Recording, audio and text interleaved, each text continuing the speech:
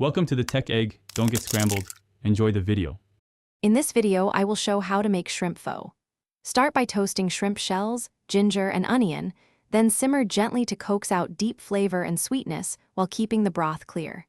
Skim frequently and add aromatics like star anise and cinnamon for complexity.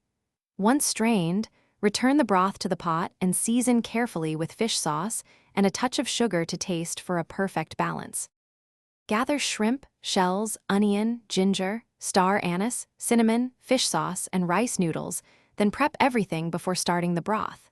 Peel the shrimp and set the meat aside, using the shells to build a concentrated stock. Char the onion and ginger over an open flame or broiler for smoky notes, then add to the pot with spices. Maintain a gentle simmer and skim impurities for a clean, nuanced broth. If you're enjoying the tips, please subscribe and like to help the channel grow and get more recipes out to you.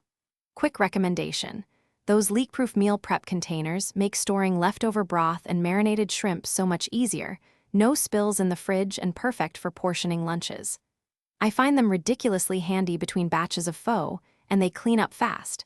Check the description for the link and other deals. Now let's get back to the video.